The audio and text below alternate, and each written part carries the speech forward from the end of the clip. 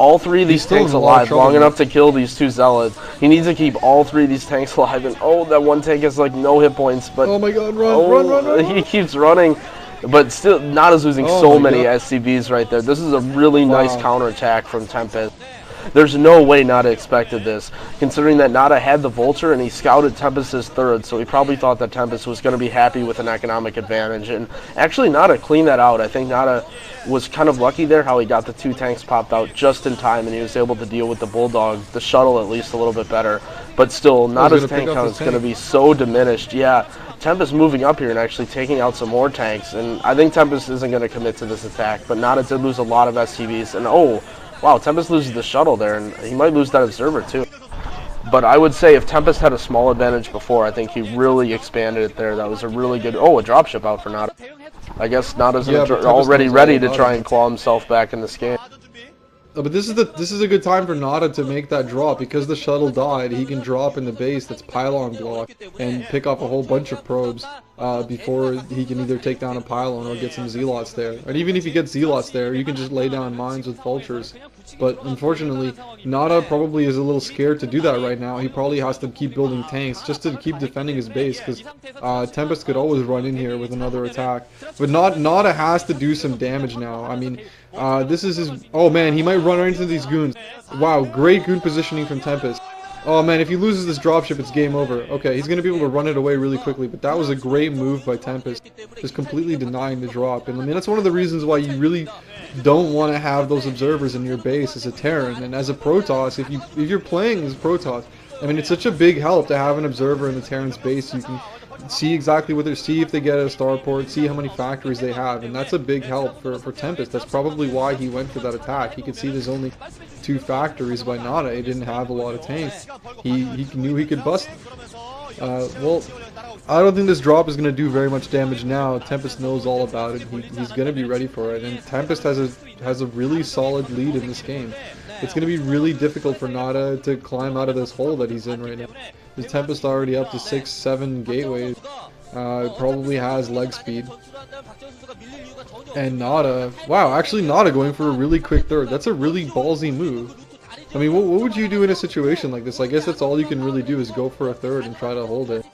But I don't know. I think it's yeah, NaDa's response, I like it, but I mean, it's pretty standard considering that he already had the starport and he went for dropships. And really, what he's going to go for is he's gonna try a quick third.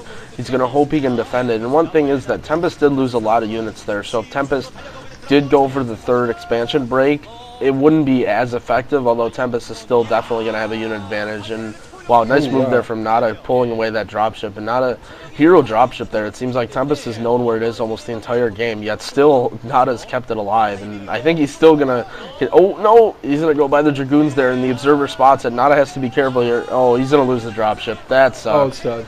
You know, that was really important for NaDa to keep doing economic damage with that. But at the same time, Tempest had already spotted that, but it's really tough, and I've been really liking the way that Tempest plays. You know, as much as I want to say that, oh, NaDa's back, NaDa's playing good TVP, and nonetheless he is.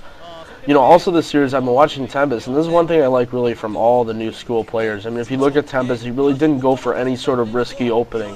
He's just been playing very safe, very standard, straight up, textbook play the whole time, and you know, even though at some points it seems like it's bad to be predictable, I mean, it's been paying off the entire game. Getting those early observers, he was able to spot NaDa's lack of tanks there. He's able to break that. He's spotted the drop. He's pretty much been textbook expanding every time he's got an opening, and he's just been, it really, I guess, complements his style because he's such a macro player, except he deals with harassment pretty well. I mean, sure, he takes some damage here and there, but for the most part, the safe build really helps him deal. Oh, yeah, that fantasy game, that was rough. But I was kind of referring to the Iris game. But yeah, he did do well there to hold off a lot of the harassment. I guess I kind of forgot about that game. The last 2 games I remember was the Iris game and that other one. But Tempest is going, and actually that mine is there, and that's going to delay Tempest's, what is that, 5th base there a little bit. But one thing I'm kind of surprised that Tempest isn't going for the 3rd expo break, and I have to imagine even still that he'd go and try and attack that. But if he lets NaDa get up a 3rd base, in TVP, a Terran is really content with 3 bases against pretty much any number, you know, under 5 or 6. And he's really letting NaDa back in the game without a real disadvantage. So I think he's probably going to attack here pretty soon, or he's pretty much giving up his He's probably going to wait disadvantage for a here. recall. Oh, yeah, I guess waiting for Arbiters there. I thought he would attack on speed lots at least, but I mean, waiting for Arbiters is still a good move. He's still running. Look at that poor dropship. Oh no, the Observer. This is completely cornered. Oh, the Observer's Not a dropship. Oh no, dropship. Dropship! Ah! Okay, and it's gone. That kind of sucked. You got a trap right up there. Too bad you can't drop on those things. That might have been able to do some damage. Oh, but yeah, you can't drop on those things. He might have been able to take a few shots at the natural or something.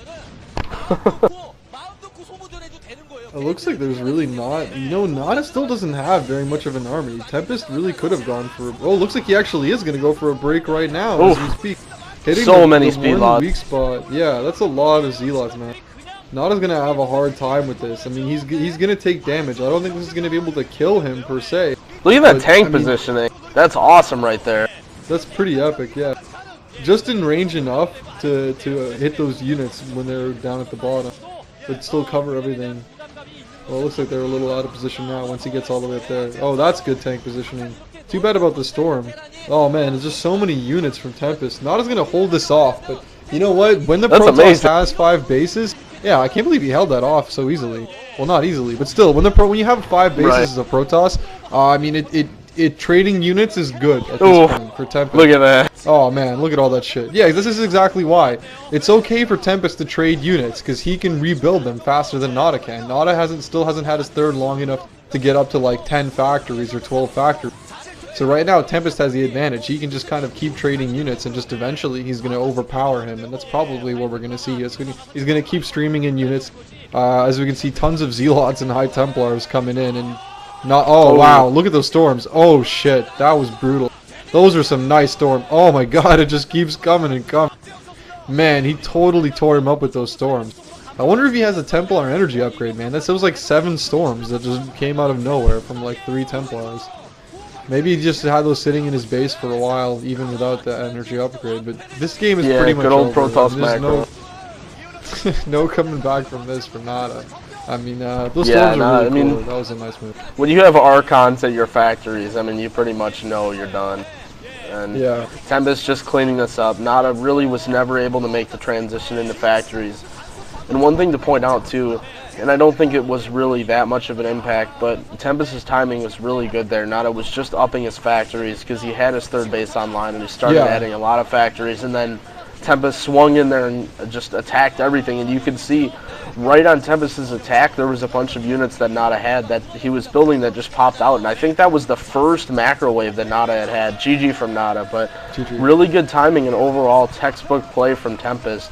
And I don't know if I agree with NaDa playing almost so predictable. I mean, I kind of like the 2-factory thing, but it really, just like you said, it wasn't heavy enough. He didn't commit enough to that to really do anything. It was kind of half-assed. And from there he just played kind of standard, and he didn't really do anything special. I mean, the dropship was there, but where Tempest's strength really lies is in the standard macro game, and I don't think NaDa should really play his game. And I think this was really NaDa's best shot to win the series, and he's going to have a little bit more trouble on Byzantium 2, considering that it's not really any favor, but I would say this map is better for a Terran than Byzantium 2.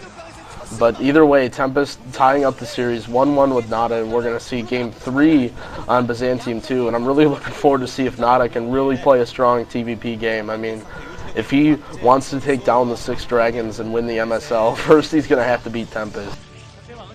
Yeah, I mean, you can't even really call Tempest the 7th dragon. He's more of right now like an owl or some shit. He's like a robin, a double-breasted robin. I think that's where Tempest stands right now compared to the 6 dragons. But he played well that game, and you know, I mean, Tempest has his strengths. He plays well. I still think NaDa is the favorite. I think he had a slight slip up. That half-assed 2-factory build really didn't do him much good. I mean, it was kind of cute, but I mean, if you're gonna do something like that, you should probably commit to it more. Although you gotta give Tempest Do you think he expected something crazy? Like, I guess we have 30 more seconds. Why do you think he did that? Do you think he thought that Tempest was gonna go for like a DT opening or a reverb, and he was trying to go for some sort of timing attack? Do you think he didn't expect the just standard observer build?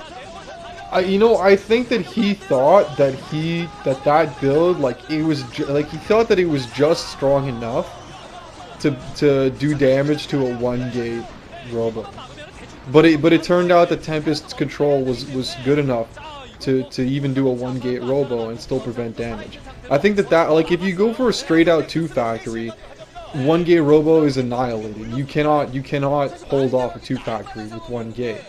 But I think that the NaDa thought, okay, if he's probably gonna 1-gate robo expand, I will get my second factory late enough and just build just enough units to, like, you know, to defeat a 1-gate robo.